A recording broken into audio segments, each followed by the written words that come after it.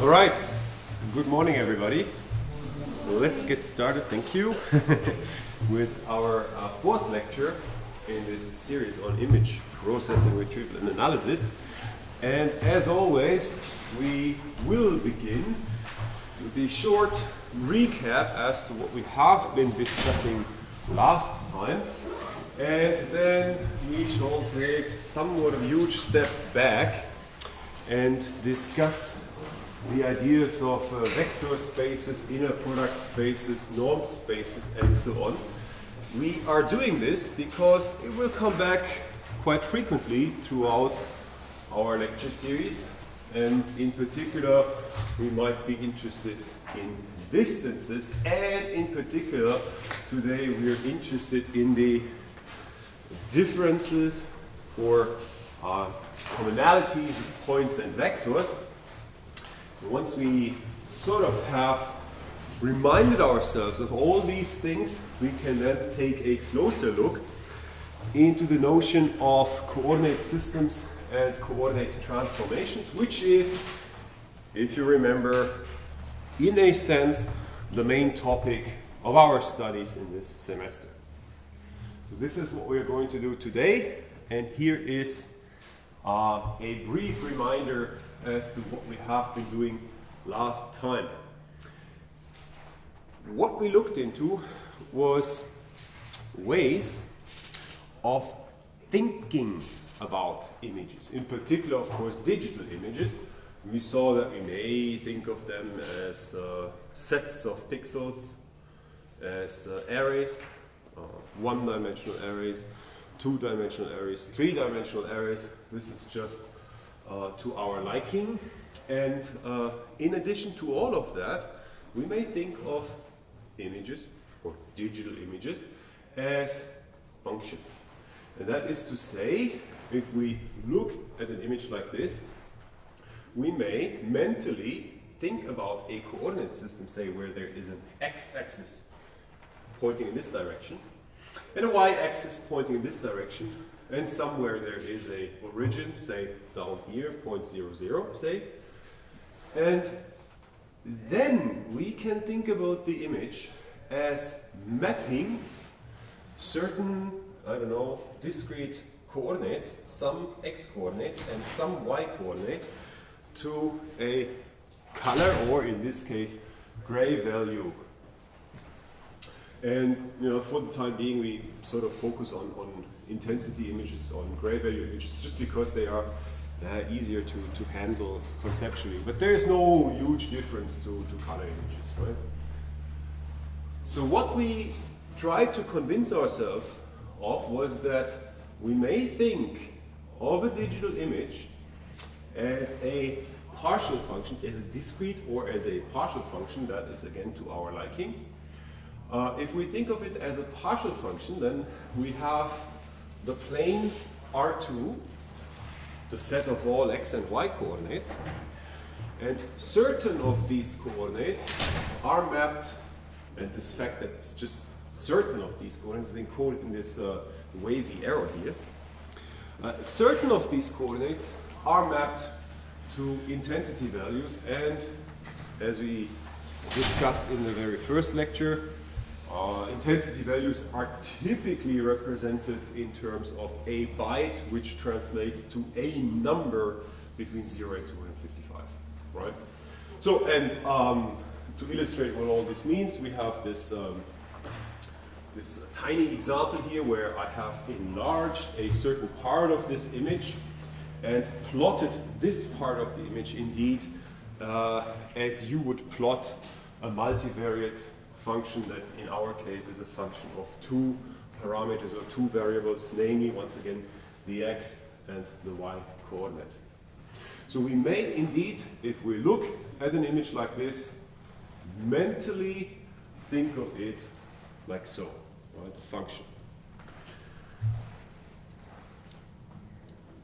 And the major reason for us to do so is that once we are dealing with functions, we can apply huge parts of the mathematical toolbox we are familiar with.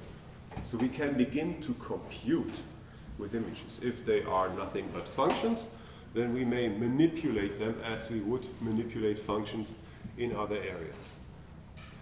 And as a first example, we studied the idea of deriving or differentiating a function.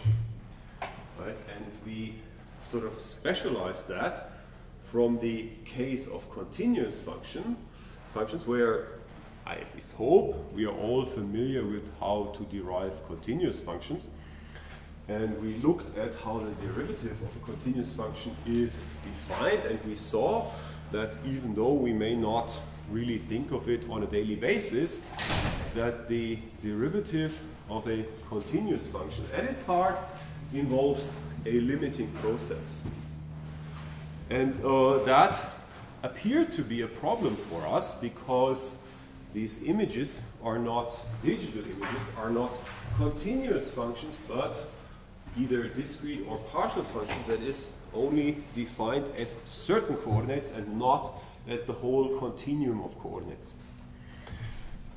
And we therefore had to think of ways as to how to sort of adapt the notion of differentiation from continuous functions, where we are all very familiar with what it means, to the case of discrete functions.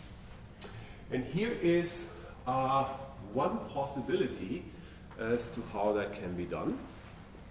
And I said, let us define, and the definition is something we can, sort of consider as an anchor, and we only have to go back to the definition, but not further back than that. Let us define the discrete derivative of a discrete one-dimensional function in terms of a difference. And that is to say, the discrete derivative of a discrete function or partial function, again as to your liking, at a coordinate I was defined as the function at I plus 1 minus the value of the function at I minus 1. And here is an example as to how this looks like.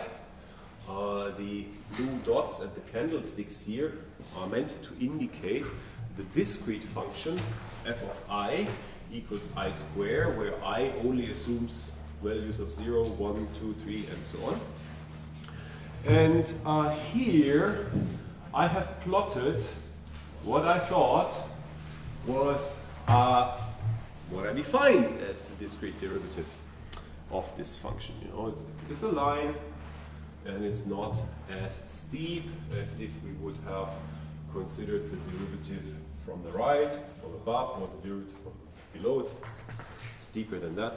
However, we had this brief, very valuable discussion. Who was it? It was you, right? You asked the really very good question, well, why don't we divide this expression by 2? And I said, yeah, why don't we? I don't know. Turns out, so I promised you to get back to this today.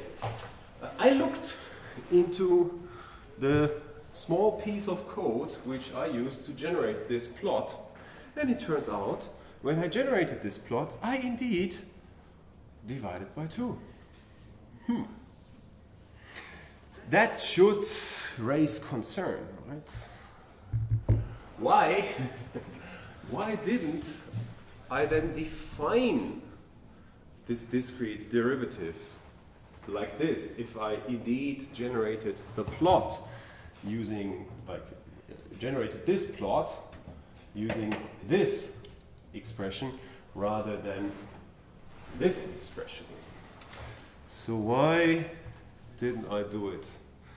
And the answer is, well. Give me 5 minutes, I have to start a rant here. I shouldn't say that in front of students, but I say it anyway.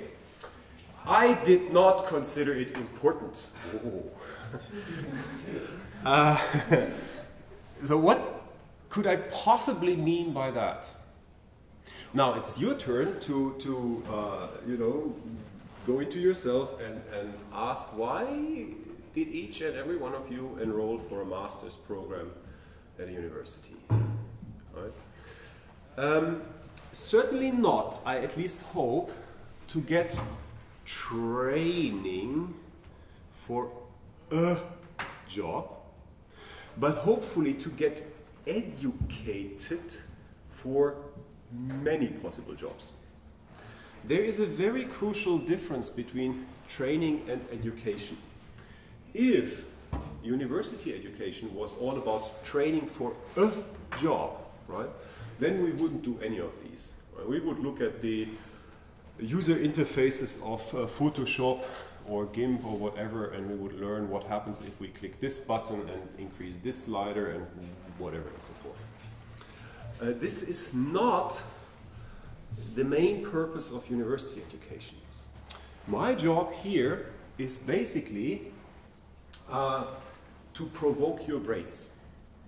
And my job is basically to point out the sort of most important, crucial aspects of something we are dealing with. In our case, it's all to do with image processing. I have to point out, you know, sort of the major train of thoughts, and is not so much about the details. Oh, wait a minute. We are at a university here, and he says details are not important. No, this is not what I'm saying. Actually, details are very important. But worrying about the details is, to a very large extent, your job rather than mine. We will see this quite frequently throughout this semester. Right? It may actually happen quite a lot that for whatever reason I do not consider factors like that. You said it's just a factor. And he's right. When I was a student, I had a physics professor, and in physics, I don't know if anyone has taken physics courses, you know, they do lots of mathematics. It's basically mathematics. Lots of computations, and we'll get there. Lots of computations, and the physics professor told us, yeah, well, whatever, this is the result, modulo a sign. So that was to say, if this is the result, but it should be minus whatever I did here, or it should, I don't care. And as a student, I was shocked, right? Like, whether something is minus something or plus something is a huge difference. But now, 15 years later, nah, it's not. It's just a factor of -1 times something. And of course, if you were to construct an airplane, everybody, like say you were an engineer in mechanical engineering and working at Boeing or wherever, everybody would really hope that you care about these minuses. There it makes a huge difference whether, I don't know, the plane flies or not. But in order to get an impression of the underlying principles, it is really not so utterly important whether there is a -1 in front of something or a 1/2. Here, the important thing is that the discrete derivative is a difference. And whether it is scaled by a factor of 0.5 or 1/2 or not is really not important. At least at the very heart of it. Of course, in actual practical situations, it may be very important.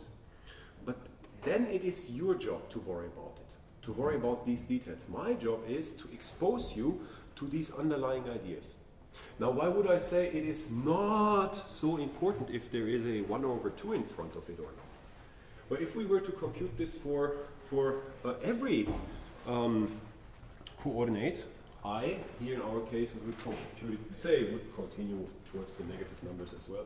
We had to compute it here, here, here, here, and there.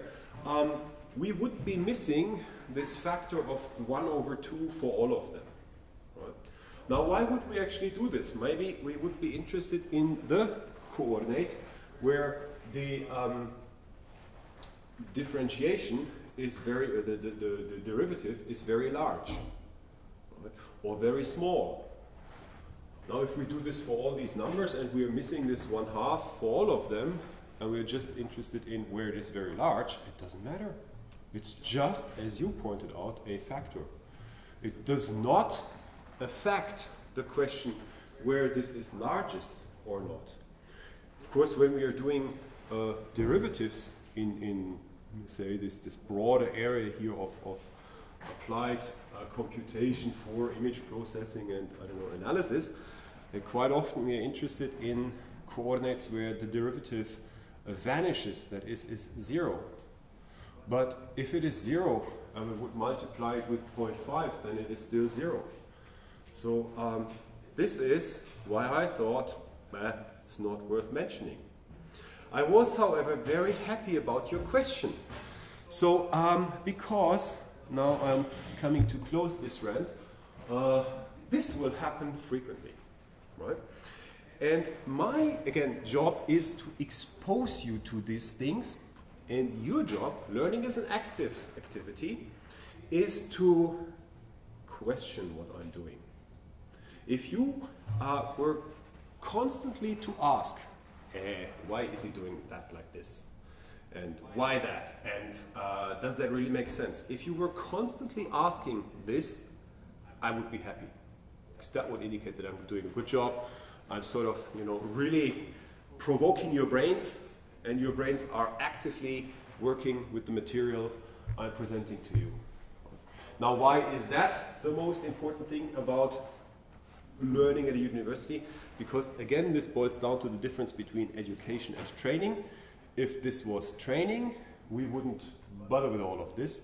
But this is education. And why are you being educated? Because you are supposed to be put into a position that once you graduate, you cannot apply for just one type of job, but for a whole range of jobs, because you are flexible enough to, adapt yourself to, say, this job and its particular requirements, or that job and its particular requirements. Of course, throughout your studies, you will specialize in certain things. I don't know, you'll do a master's thesis, and then probably continue with the job that has more to do with the master's thesis than with what we are doing here. But it would not have to be that way. Right? I am here to really just point out general principles and probably relations and connections between these general principles, so that you are put into the position to recognize and detect these things for yourself later on in life. And my job is just to sort of show them to you. Your job is to question what I'm showing to you.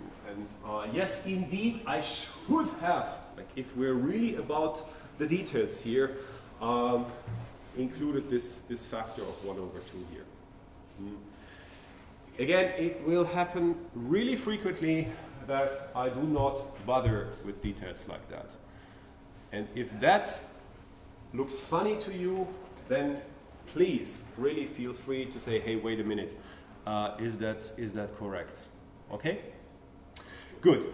And today we'll actually see quite a lot of what I mean when I say I am here to point out general ideas to you, general ways of thinking, which once you are familiar, and this is so much easier said than done, once you are familiar with those, you can apply as the situation you are in requires. Right? Now, having said all of this, really to wrap it up, for the projects, you have, of course, to worry about those details, because the results of your projects should be correct. But I really don't care that much how you get them, how you achieve the solutions of your project. Again, this is to your liking. There will always be lots of answers to the questions we are considering here. Of course, in answering those questions, you have to worry about the details, but this is exactly what you can now train in those projects. Okay, now that we have the idea of discrete differentiation, we could generalize it from the case of one-dimensional or univariate functions to the case of multidimensional or multivariate functions. That is, to the case of functions that depend on more than just one parameter. And of course, those digital images we are concerned with in this lecture are, as far as we have seen them right now, functions defined over two parameters, two arguments. And a generalization of the concept of differentiation to multivariate function is the idea of computing the gradient. And of course, in the case of continuous functions, the gradient is an operator that if we apply it to a function at a certain coordinate, tuple of coordinates, we will obtain a vector whose components are the partial derivatives of the function with respect to the corresponding components or coordinates. And we can, given our definition of the discrete derivative, immediately sort of generalize this discrete derivative to the discrete gradient, just as it is shown here.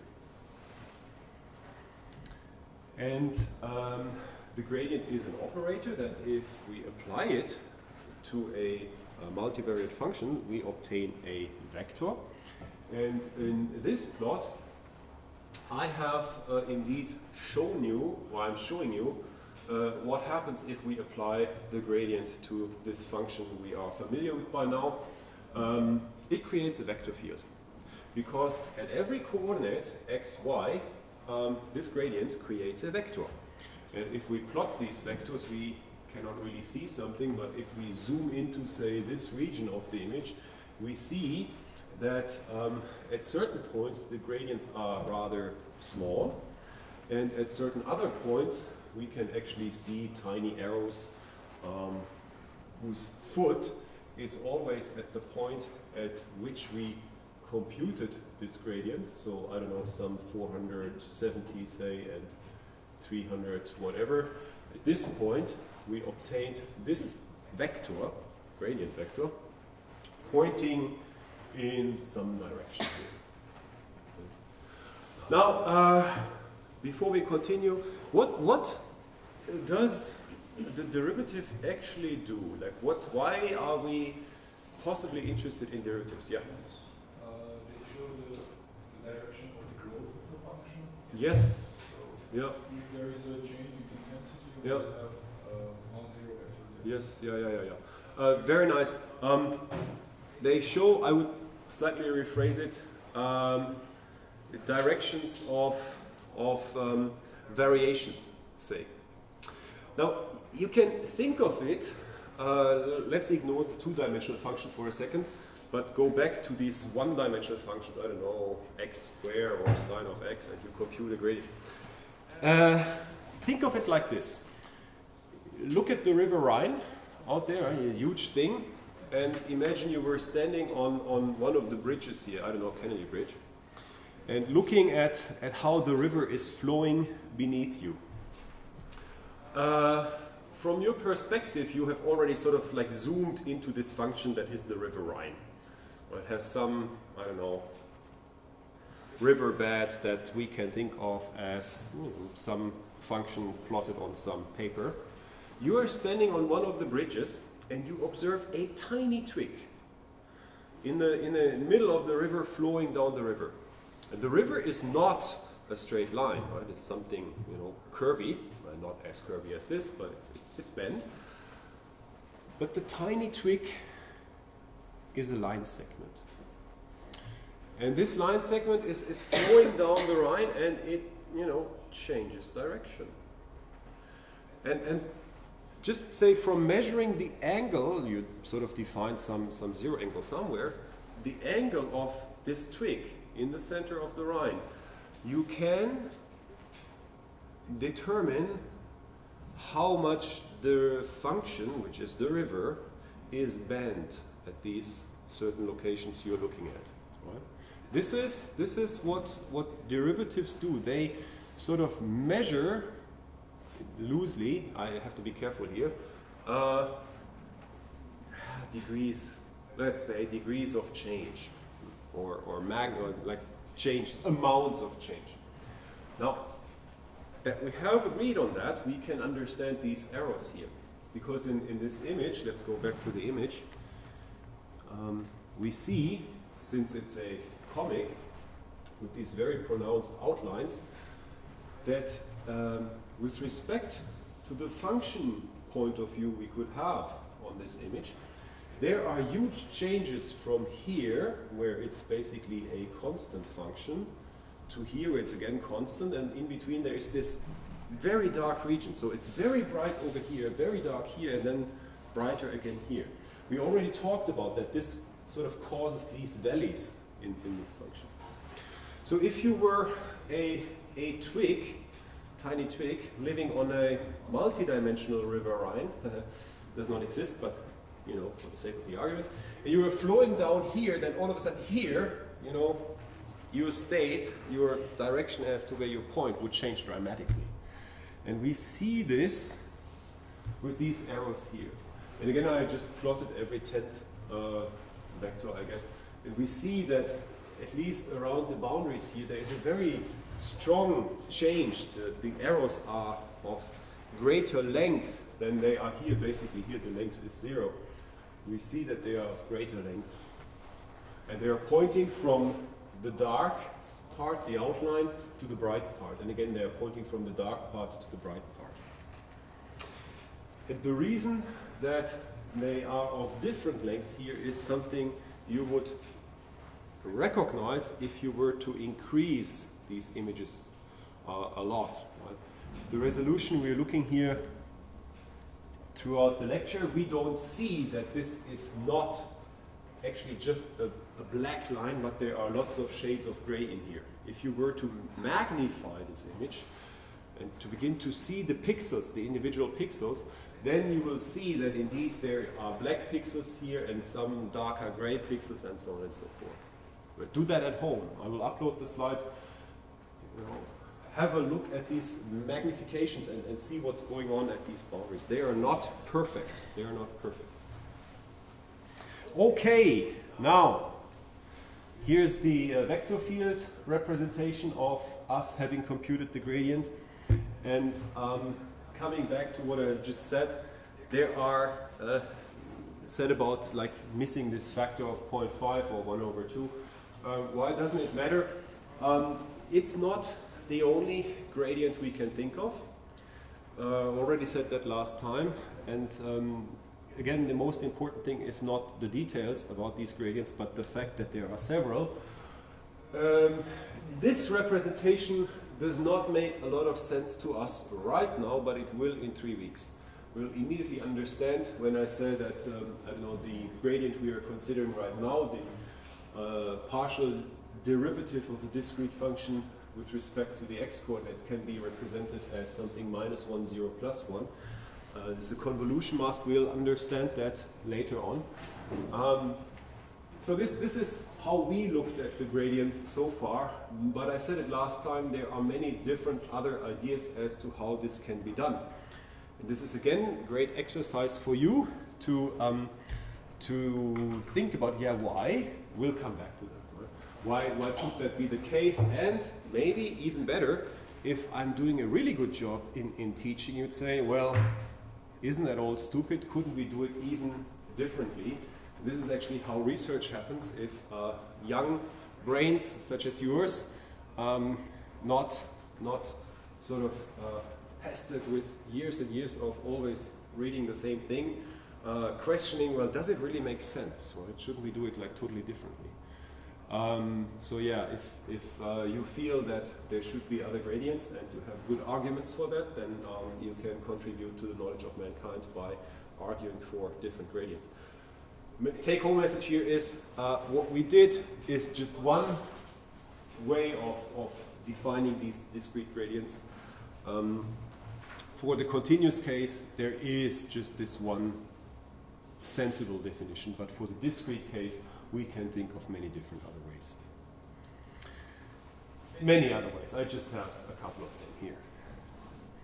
And to wrap it up, we ever so briefly looked into the fact that these differentiations of discrete functions allow us to do edge detection.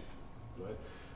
What I have plotted here is the discrete function or the partial function, and here I have computed the x derivative of the function and actually plotted the magnitude, and here I plotted the magnitude of the y derivative.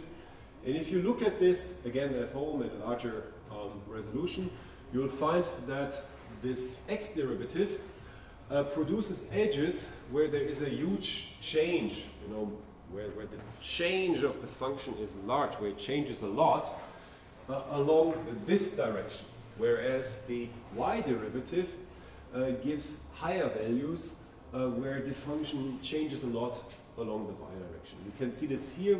Here there is a line at this part of the arm of obelix where there is not so much response of the x derivative, because along this direction this is almost constant over there, whereas along this direction there is a lot of change.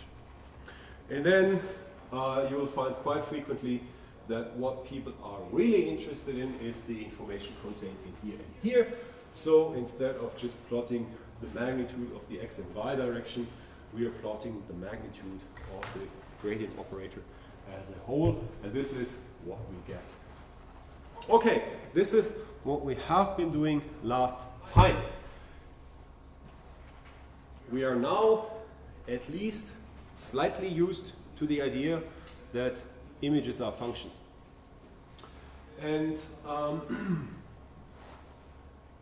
one of the major themes we are interested in this lecture is to understand transformations of functions. And what we can see here is a function and a transformed version of the function. And what we see here is the transformation. The transformation is itself a function, but it is not the image. This is a function that takes as its arguments the coordinates of the image. And we are interested in what we can do with these coordinates in order to turn this into that. And if we look at this, we see that, at least in the way I have shown it here, these transformations depend on vectors, and this x is somewhat, it's not just somewhat reminiscent, it's exactly the coordinate vector we're talking about already. This r is another vector we'll meet again later on, but this already motivates that in order to understand the process of going from here to there, we should understand these things and understand what, you know, these funny computations with these things do. And therefore, today we'll take a step back and look into the notion of vector spaces and ever more special cases of vector spaces first, and then we'll look into coordinates and coordinate systems. Now, and there are different ways of doing this. Since this is a master's course, I can start with the general idea and specialize it. If I would have to assume that you have never seen this before, I would probably start with an example and derive the general ideas from that example, right? But again, now I will provoke your brains. We'll start with very general ideas and then see specific examples for that. Right? The very general idea of what it means to talk about a vector space is that we are talking about a triple of things. There is something we call a set V, and then there is something which we call an operation plus, and then the third thing is an operation times.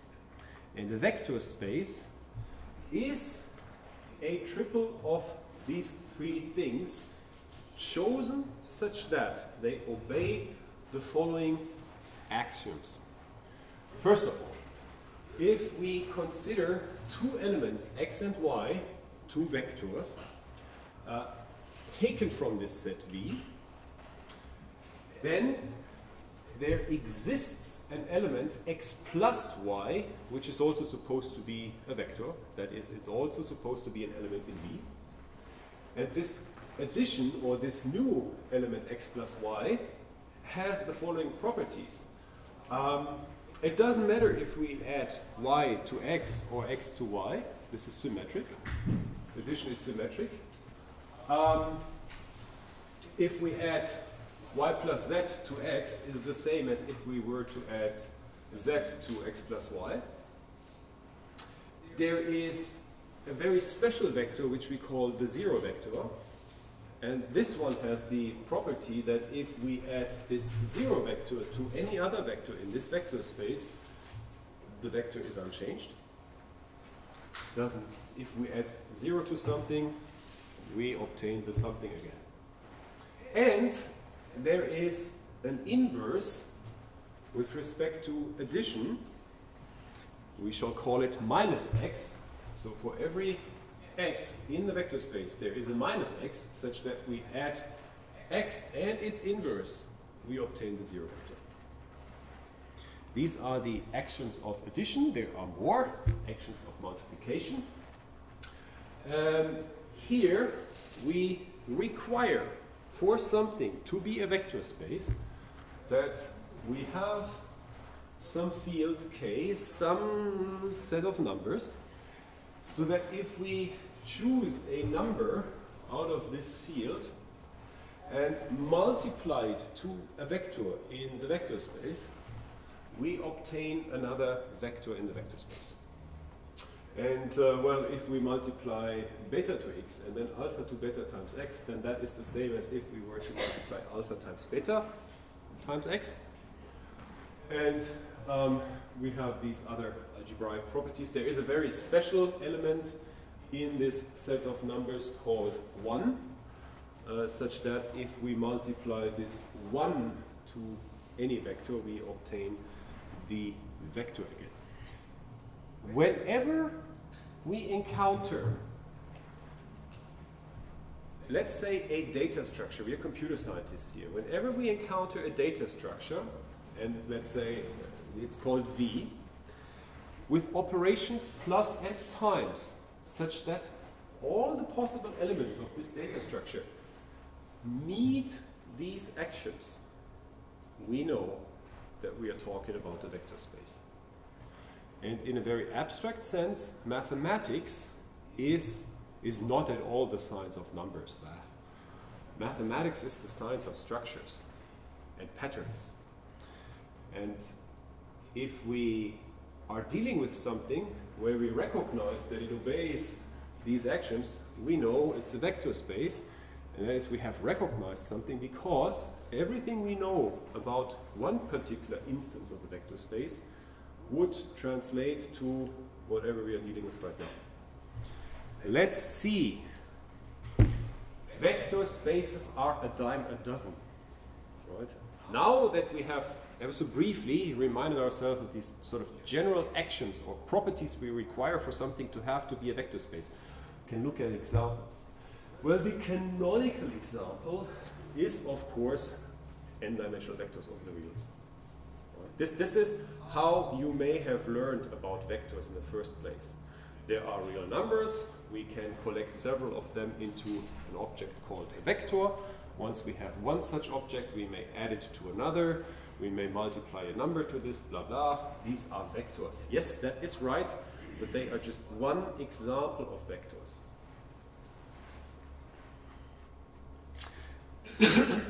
Because if you have matrices of a fixed extension, say m rows and n columns, these matrices are not the vectors you are used to. Right? They have two indices. But given two matrices of the same dimension, you can add them, gives you another matrix. You can flip the sign of all the elements in a matrix you are given and add the resulting matrix to the matrix you are given, and you get the zero matrix. There is a matrix of all zeros. Indeed, if we would want to, we could go through all these things and find that for the case of matrices, that would be given. So matrices of dimensions m times n form a vector space. And I am beginning to provoke your brains because you may not have thought of them as vectors. Because you may so far only have thought of these things as vectors, but these things are vectors as well. Because it's not important that it's just sort of a tuple of numbers. What is important is that the objects you are talking about fulfill these things.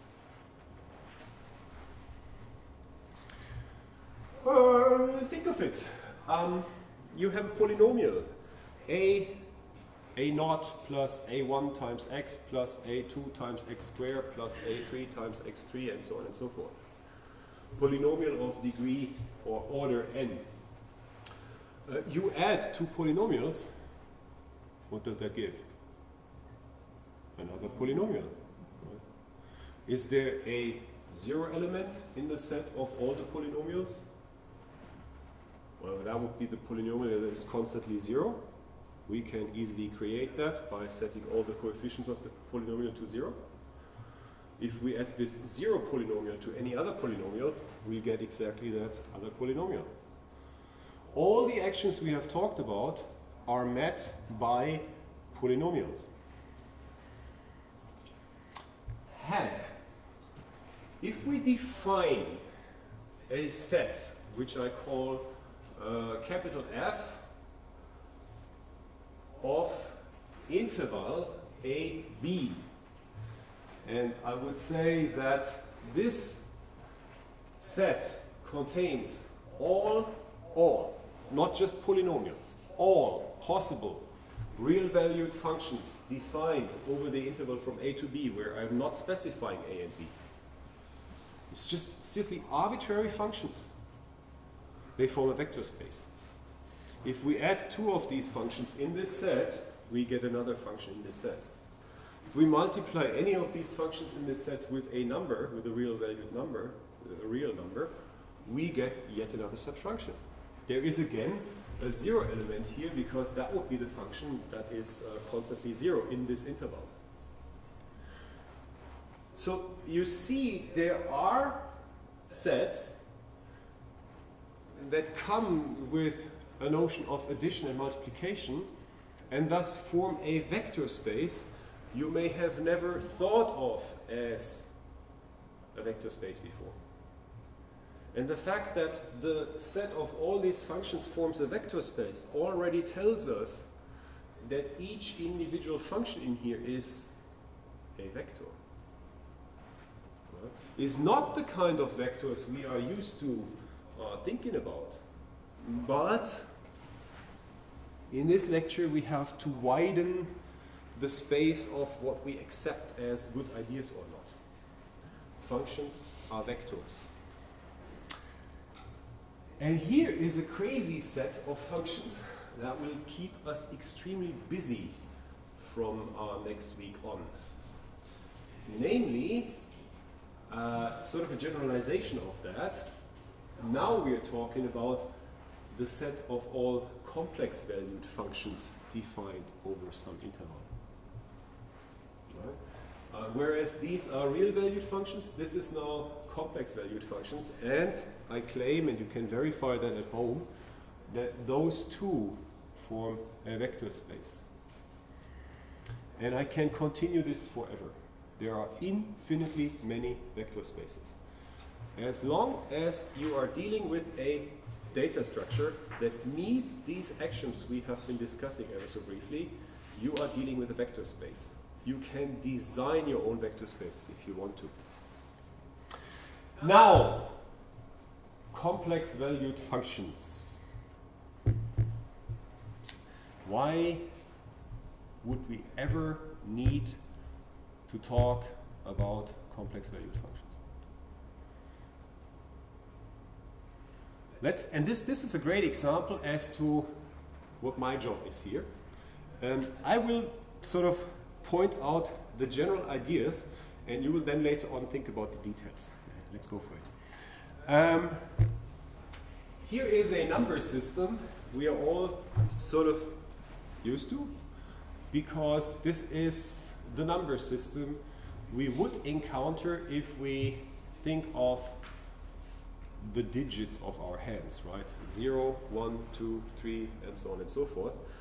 These are the natural numbers.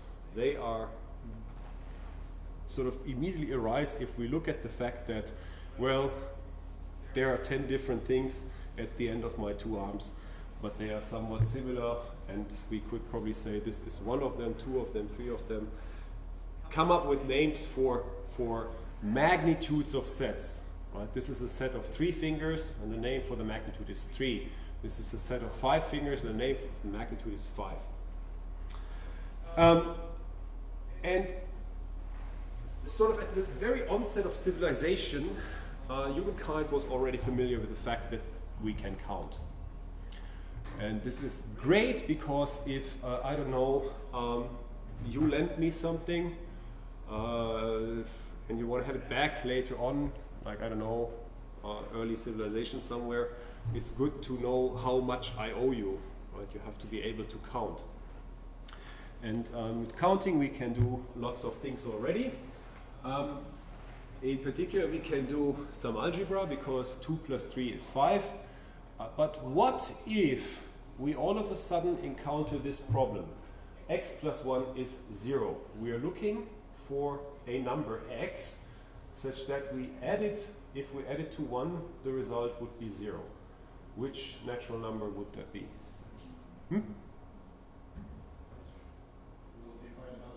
Yes, that's the only thing we can do here.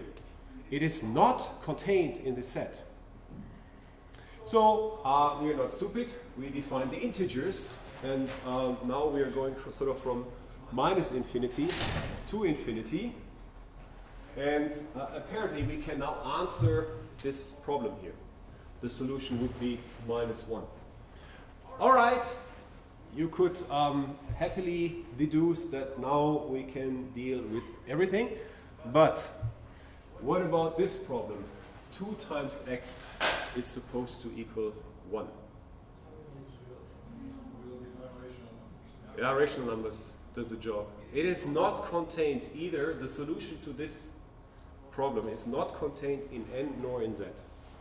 So we continue and define these rational numbers, which we define to be fractions, m over n, where we say m is any arbitrary choice of the numbers in here, and we say n, and this is very important now, this is already a very, very deep conceptual step, is any element in n except for 0. But once we have defined it like that, we can answer this question. It would be 1 over 2. Great, now we are happy we can do everything. Can we really? Now we need the, typically there is a slight difference between the irrational and the reals, but now we go to the real numbers. Oh, here is something really strange. So far, I always had an equal sign and something, and here we don't have that. This is, like, if you think of it, really strange. We cannot, what, pardon? All numbers? Yeah, but like, how would you ever sort of, abbreviate that all the numbers that we know in terms of equals something? It's like, we cannot do that. That's really strange. That can't be defined. Is there, but cannot be defined. But we know it's there. Right? This is cool. We are happy now. Are we really? Because, what about this one? It is not contained in here. It is not contained in here. And therefore, we then, and this is sort of the end of it, right? That was realized about 200 years ago. We define the complex numbers, and we define them like this. There is a number a and a number b, which are both real numbers, and there is this complex unit I, which is defined as the square root of -1, and then we can actually solve this problem. So, if you are not really happy with complex numbers, then let me tell you, they are only there to sort of answer the last open question in algebra. Right? These are all algebraic problems. And from looking at, this is exactly how humankind uncovered this. Right? That there were problems that could not be solved given only the natural numbers. So we have to extend the natural numbers. We call that the integers. But then there are problems that cannot be solved using only the integers. So we have to extend them. We call that the rational numbers. But even in this set of the rational numbers, there are like, we can come up with algebraic problems that cannot be answered given what is contained in this set. Now then we have to extend it further, gives us the reals. But even with the real numbers, there are algebraic problems that cannot be answered. And now, 200 years ago, we finally came up with the idea of complex numbers. And that is to say, right now, humankind can answer any algebraic problem possible. This is all there is to it. Right? This is, we'll do a lot of complex analysis and whatever, but in the end, this is just another construct, just as these are constructs. -2, does that exist in nature? This is philosophy. These are constructs. And we only need them to do algebra. Why do we need to do algebra? Because, it's a really handy thing. But that is all there is to it.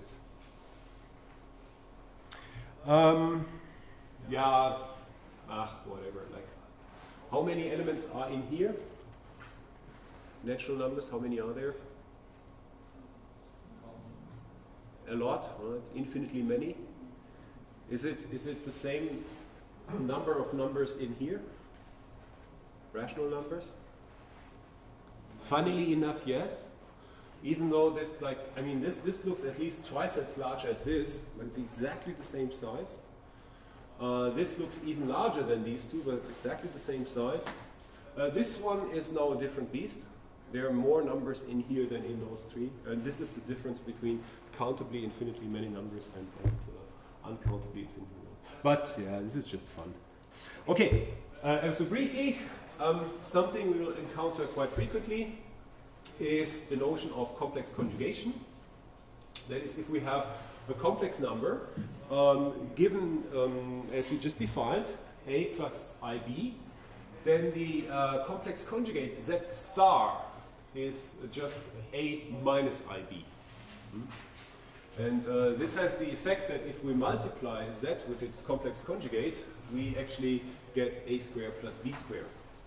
And then also, instead of looking at the complex numbers in terms of a plus ib, we may also think about them as z equals r, some real number, times e raised to the power of I phi, where r is defined like that and phi is defined like that, and we will get back to that.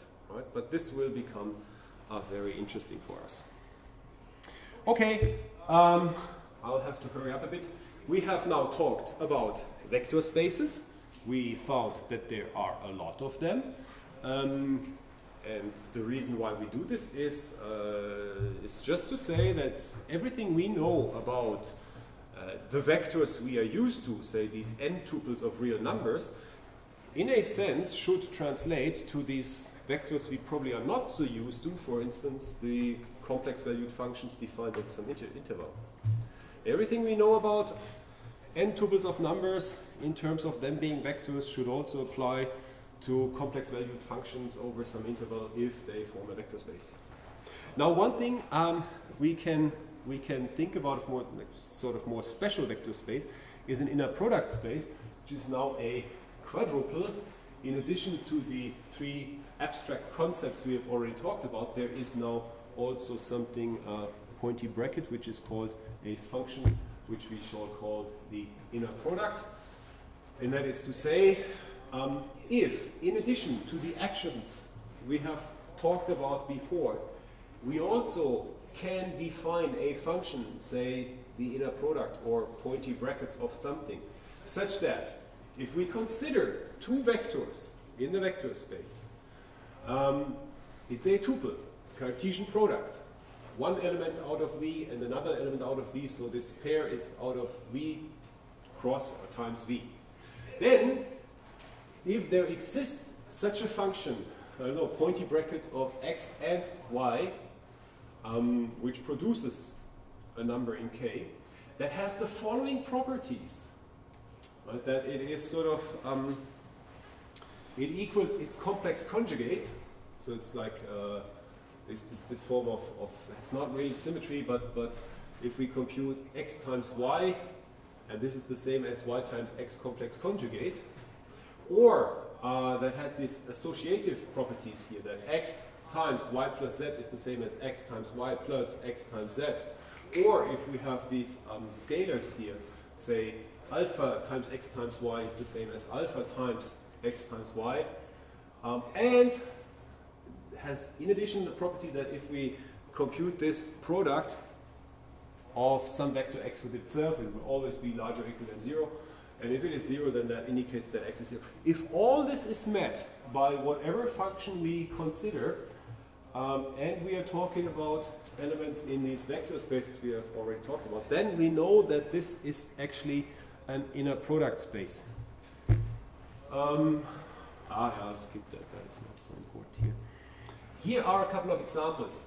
Here is the inner product between the vectors we are used to. This is a definition. It defines that the inner product between two real valued n-dimensional vectors is just the sum over the components of these vectors multiplied with the corresponding component. I may also write it like x transpose and so on. Okay? What about the matrices we have been talking about earlier? Is there an inner product there? There is, right? And even if you haven't seen it before, we can define it if need be. And for instance, if we have two matrices, A and B of the same dimensions, we can define the inner product, is also called the Frobenius product of matrices, in total analogy to the product of two first order tensors. Goes back to what we discussed earlier. Where we have just one sum here, we have two sums here, because where we have just one index here, we have two indices here. But this is really indeed only a straightforward generalization of that. And that is great now that we have seen this, and it can actually also be computed in terms of traces. We don't need that for the moment.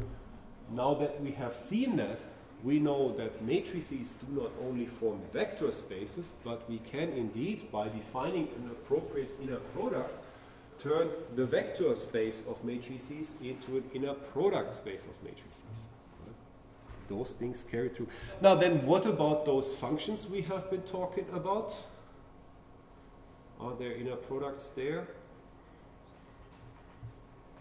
Yes, there are. If f of x and g of x are two complex valued functions, that is, they are functions in this set of complex valued functions defined over a certain interval, a and b, where I am not specifying a and b. That can be minus infinity or plus infinity, it can be 0 or whatever, right? If we look at two such functions, we can define something that we will call the inner product from now on. In particular, the inner product between such two complex valued functions is defined as the integral from a to b, ranging from a to b, of f of x times complex conjugate of g of x dx. This will come back. We really we'll have to talk a lot about this. And don't worry, I will walk you through that. But you already see that an expression that we will encounter very, very frequently from now on is nothing but an inner product, and you are familiar with inner products. But you know them from a context that is somewhat different from the context we will study in this lecture. Okay, we can further continue this once we have grasped the idea that there may be something like inner products. We can consider norms and normed spaces. A norm is yet another function, and it has these properties. Whenever we are able to define a function, well, let's call it norm. So this like double line thing here is called the norm. So that we can apply this function to each element in the vector space we are talking about, and it produces a number of in the field we are interested in. Okay, it can be R, can be C, we don't care. If this function always returns something that is greater or equal than 0, and if it is 0, then that means that x is 0, the 0 vector, and also has these properties with respect to scalar multiplication and this triangle inequality here. If we are able to define something like that, then the vector space we are talking about can be considered as a normed space. And these norms are usually derived from the inner products we just discussed, and then we say that the inner product induces a norm. And a vector is called a unit vector if it has norm 1. And instead of norm, from now on I may also say length or magnitude 1. Okay, to wrap this up. If we are given n vectors, v1, v2, vn, and these can be the vectors we know, these can be matrices, these can be complex valued functions. We don't care from now on. We are talking about vectors, and we know that vectors are something really general. But if we are given a discrete set of vectors, we call it linearly independent if this algebraic problem, the 0 vector, that can be, depending on what kind of vectors we're talking about, an n-tuple, a matrix, a complex valued function, that is all 0. If the 0 vector should be expressed as a linear combination a1, some coefficient times vector 1, plus a2 times vector 2, and so on and so forth. If this algebraic problem has only this trivial solution, that each of these coefficients is 0. If this is the case, then we call those vectors linearly independent. And we can now consider distances, and we have already done that when we talked about 4 and 8 neighborhoods, but now we can do this a bit more systematically. Once we are dealing with a normed space, we can immediately define a distance. This is basically extending this notion of a norm to the notion of the norm of the difference of two vectors.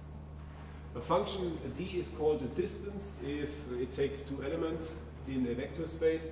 If the function applied to these two elements is always greater or equal than 0, and if it is only 0 if those two elements are the same, and if this function d of x and y is the same as d of y and x, that is, if it is symmetric.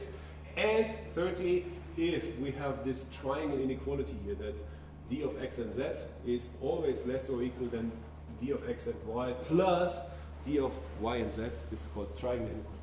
If a function d, any function, but if it fulfills these three properties, then it's called a distance. And here is an example.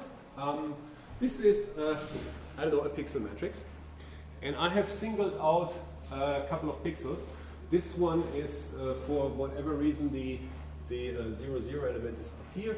So this is the pixel in the first row, P1, and 0, 1, 2, second column. So this is P1, 2.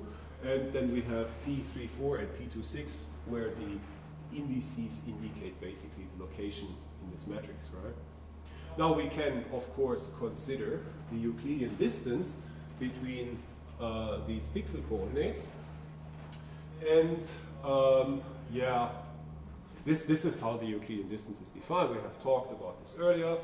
If we compute these distances for the three pairs we can think of here, we find three different answers. In particular, we find if we plug these things in here, say, that the triangle inequality does hold. So these are all numbers greater or equal than 0. Triangle inequality does hold. Also symmetrics, we don't verify this here. Euclidean distance is a distance. Okay? But distances too are a dime a dozen. Here is another distance. This one often goes by the name Manhattan distance or city block distance. What we consider here is instead of the difference squared between two vector elements, here we just consider the absolute value of the difference. But we can do this, so we compute the absolute value with respect to the first coordinates of the two vectors and with respect to the second coordinate. And we would get different answers than in the case of the Euclidean distance. But nevertheless, if we plug all this in here, triangle inequality still holds. So we have seen another example of a distance. And this is funny because the underlying space or domain is exactly the same. We just have considered two different functions which happen to have the properties of a distance. Here is yet another one. This is called the maximum distance. So here again we would compute the difference between the corresponding elements in these vectors, and the coordinate vectors between the corresponding coordinates, x coordinates, y coordinates. Take the absolute value of that, do that for the other coordinates as well, and then consider the maximum of, in our case, these two numbers here. We would get different distances for the distances between these pixels, but still the triangle inequality holds. Right. So this is yet another example of a distance. Indeed, all these distances, the three we have looked at so far, are induced or have been derived from a general concept which is called the LP norm. And quite often you'll find that the LP norm of a vector is written as this vector with the double bars and then a subscript p. And this is supposed to refer to the sum over the absolute value of each of the elements of the vector x raised to the power of p, and this sum is then raised to the power of 1 over p. For instance, if you plug in 2 for p, you get the Euclidean distance. All right?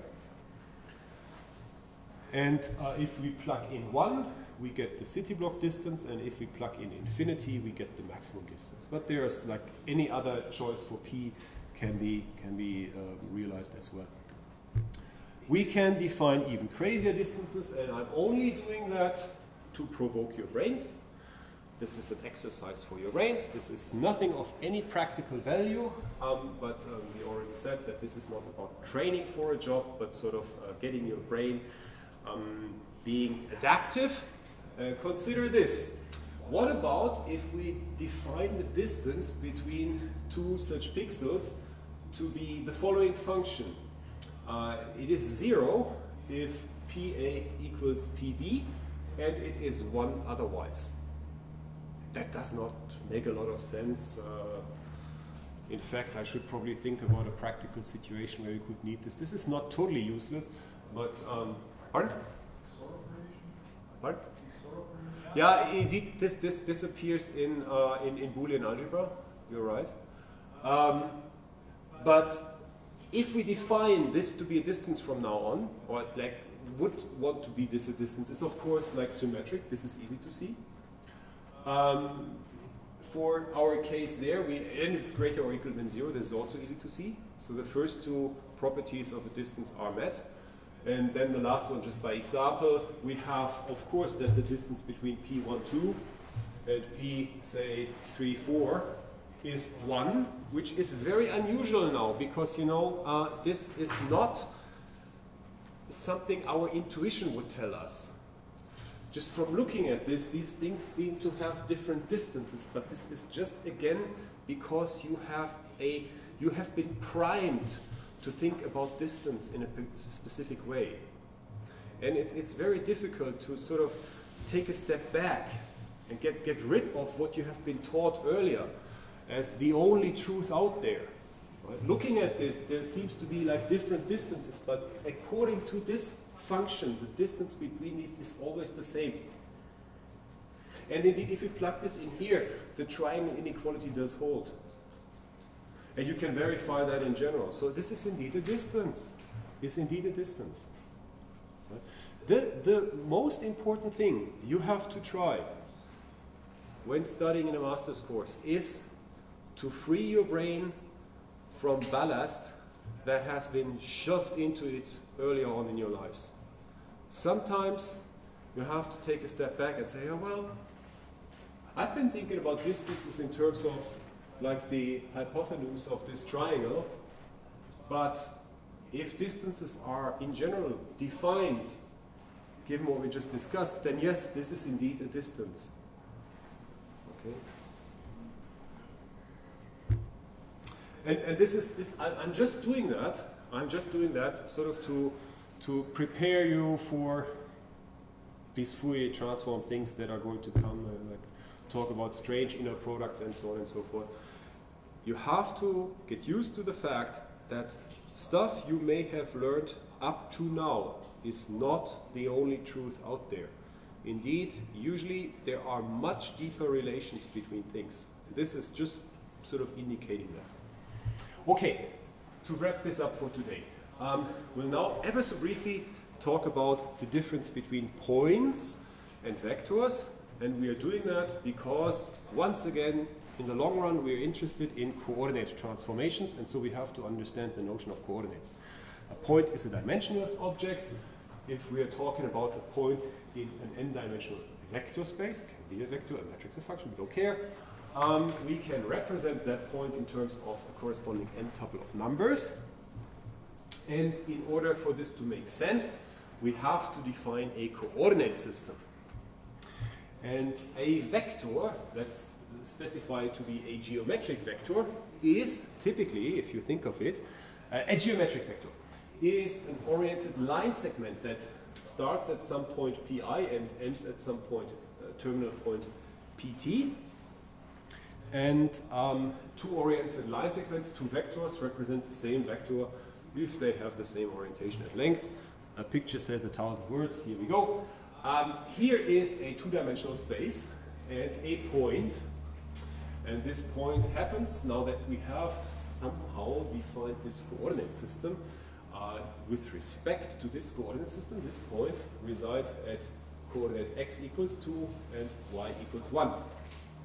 Over there, you see a couple of examples of the vector 2, 1. Indeed, this vector 2, 1, what defines this to be the vector 2, 1 is just that it has a certain orientation and a certain length, which somehow is encoded in these two numbers, but it does not really matter where the vector starts or ends. These are all instances of the same vector because they have the same length and the same orientation. And yeah, I'll come back to that in a second.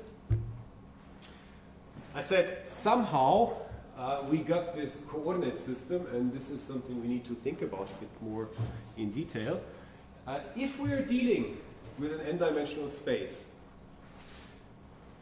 then we can define coordinate systems as follows. We just need to fix a point that we call the origin, and we have to define n axes, one sort of for each dimension, and we also have to agree on the notion of a unit length.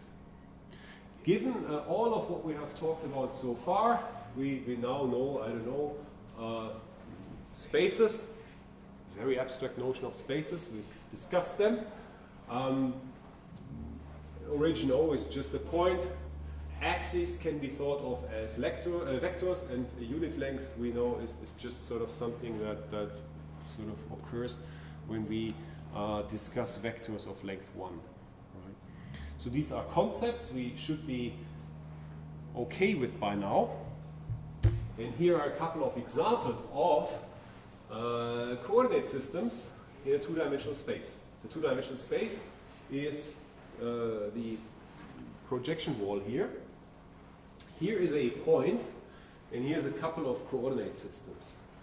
And note that these coordinate systems are not necessarily given in terms of perpendicular axes, and that apparently the length of these vectors, axes, that define these coordinate systems, this one seems to be longer than this one, so there's a different notion of unity here.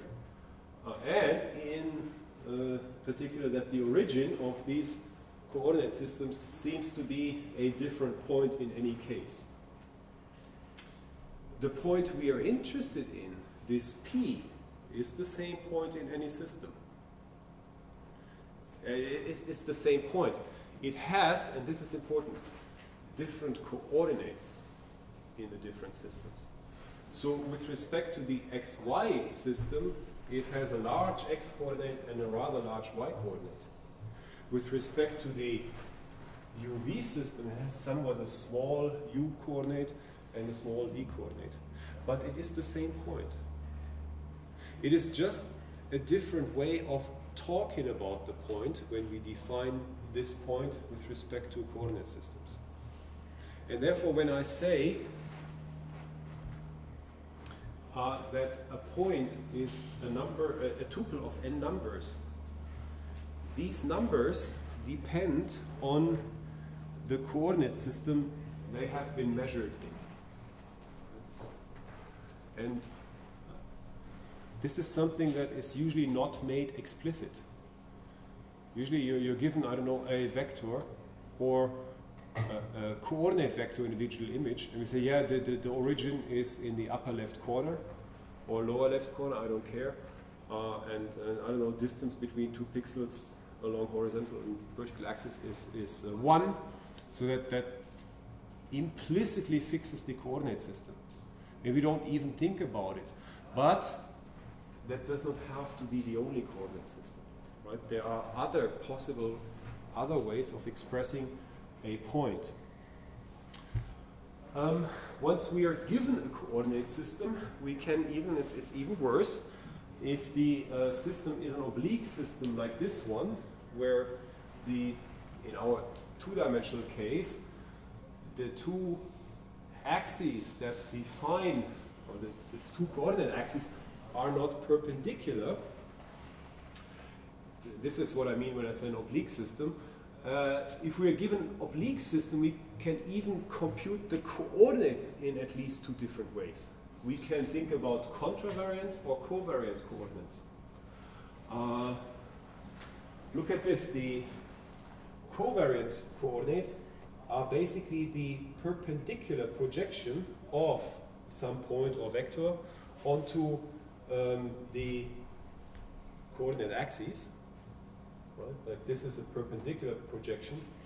And the contravariant coordinates is sort of like we would move this axis along here until we reach a point where that would intersect with this point here. This is not a perpendicular projection. Here we would move this axis until we intersect with this point here.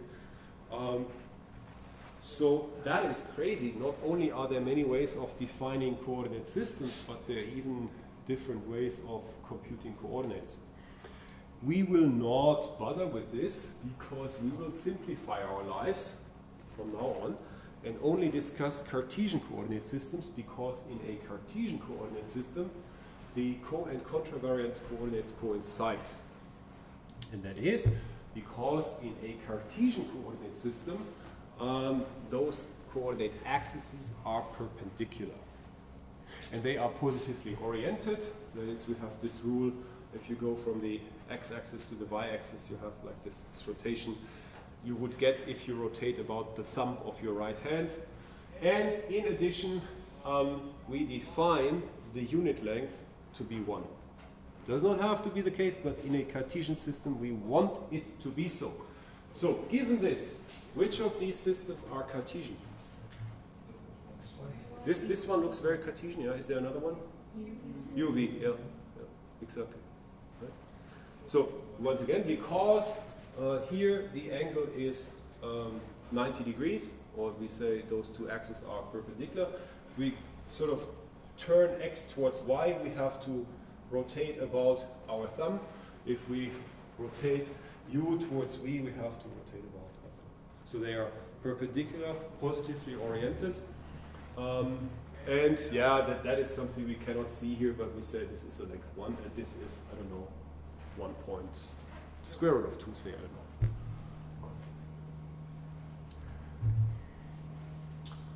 know. Yeah, what? Now, okay, so then if we're talking about a Cartesian coordinate system, we can then refer to any point in terms of n coordinates, which we obtain by projecting those points onto these coordinate axes.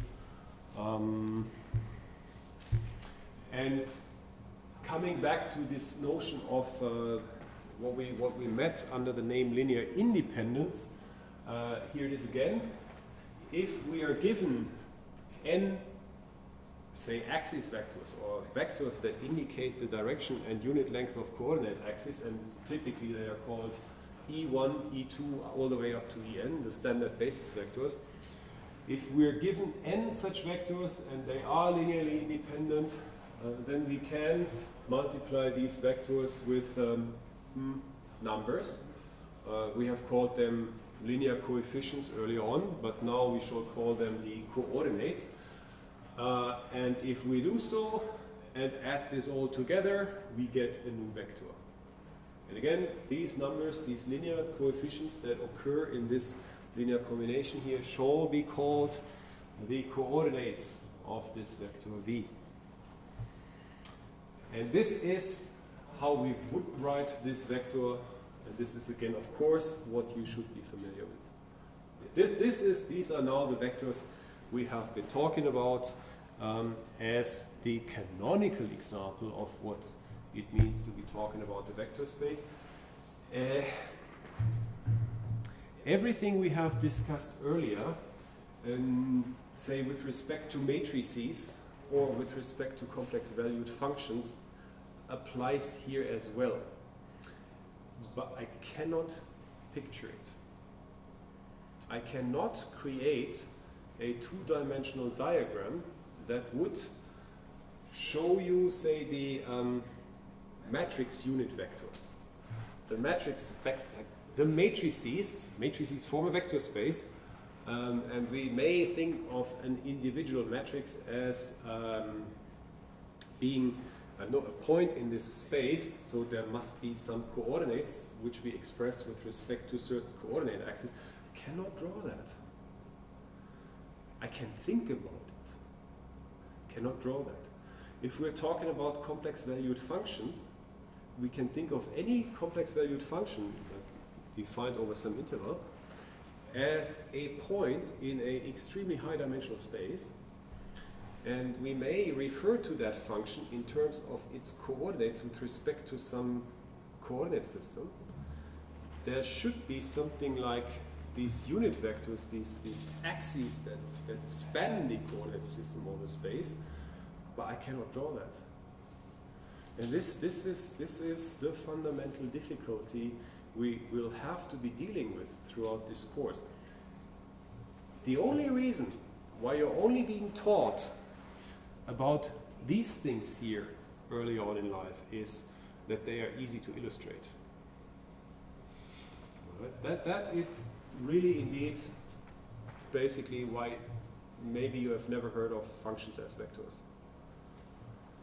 It's very difficult it's impossible basically to plot functions in the corresponding infinite dimensional coordinate system. Yeah.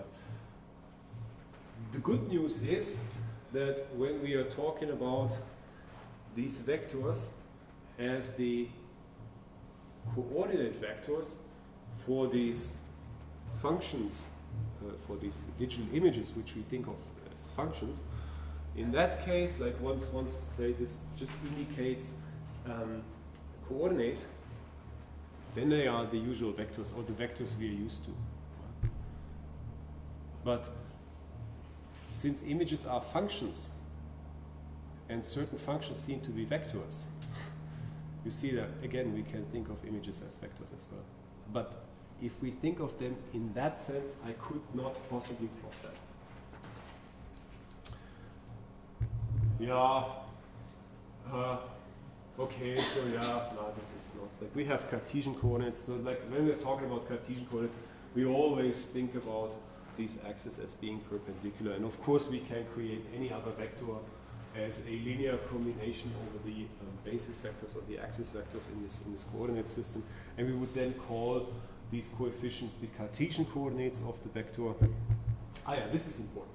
Now this goes back to where we started when we discussed points and vectors. Points are something else than vectors.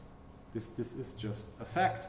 However, we may pretend that they were the same thing, and we will do so. If we are given a point in a Cartesian coordinate system, we may identify this point, let's call it P, with the vector that starts at the origin and ends in P. It's not entirely correct, but we will do so anyway. And therefore, instead of talking about points from now on, I will usually talk about vectors P. But the thing is that those vectors can mean much, much more, but I will pretend they were points. Or I will pretend that those points were vectors. Yeah, and that was sort of like the walkthrough through a lot of basic terminology that we will need from now on. And next time we will look into very elementary transformations, and then we can look into less elementary transformations. But by then, we should be at least be mentally willing to deal with that, right?